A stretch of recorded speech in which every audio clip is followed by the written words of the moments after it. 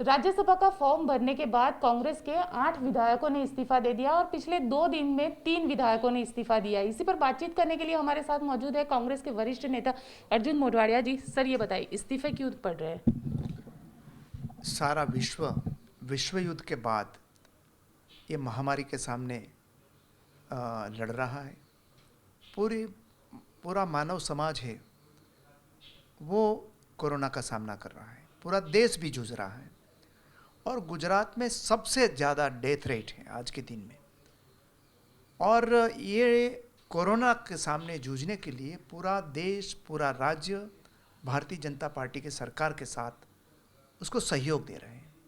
उसी समय पूरा नंगा हो के भारतीय जनता पार्टी ये खरीद फरोख्त की राजनीति कर रही है। बहुत ही दुर्भाग्यपूर्ण है कि हम जब एक होकर हमें मानवता को बचाने के लिए काम करना है, उसी समय भारतीय जनता पार्टी ये रुपये की थैली लेकर हमारे विधायक को खरीदने के लिए बाहर आ रहे हैं।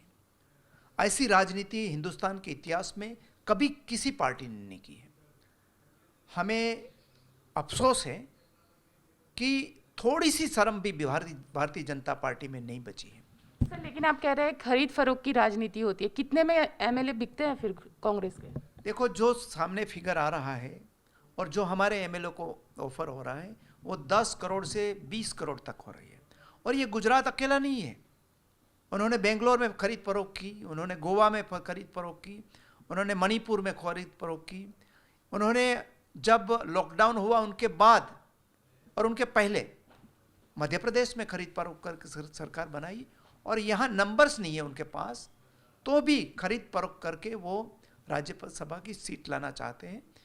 मैं मानता हूँ कि ये पहले जो संस्कार आज़ादी के बाद हमारे लीडर्स ने दिया था, सब एग्जाम्पल एक सेट किया था कि हमें नहीं चाहिए ऐसी सरकारें, हमें नहीं चाहिए ऐसी राज्यसभा की सीटें। उनकी जगह चाहे बहुमत हो कि ना हो, लेकिन आज आपके पास खजाना में आपके पास बहुत पैसा है, तो आप जो मैंडेट जनता ने दिया है उसको उल्टा कर सकते हैं।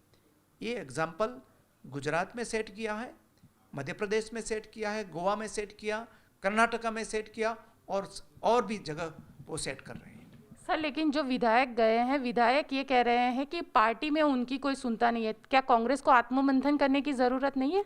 आज तक जो एमएलए गए हैं उन्होंने कभी ऐसी कंप्लेन नहीं की है। और ये विधायकों की खरीद फरोख्त सिर्फ राज्यसभा के चुनाव के पहले क्यों होता है?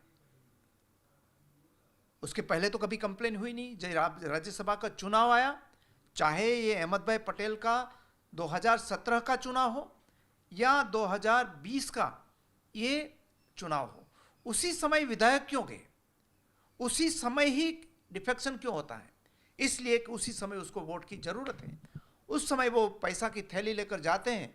जिन्होंने 1 करोड़ जिंदगी में देखा नहीं है उसके सामने 20 करोड़ रख देते हैं, तो लालच में कुछ लोग आ जाते हैं।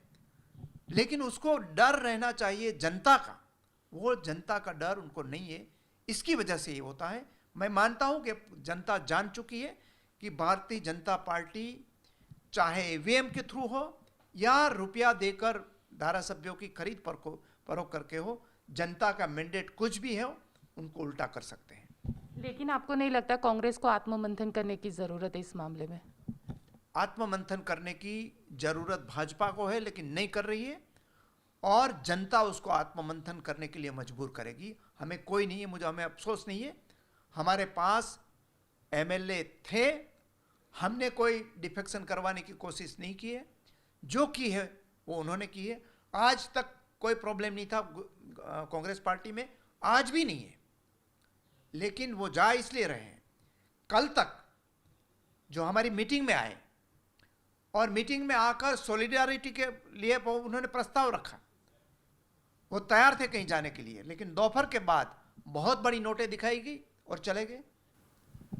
हाँ, चलिए, ये थे कांग्रेस के नेता अर्जुन मोढवाडिया जी, जिनका कहना है कि पैसे के बल पे बीजेपी कांग्रेस के विधायकों को खरीद रही है। कैमरामैन उज्जवल ओझा के साथ गोपी गांगर, अहमदाबाद।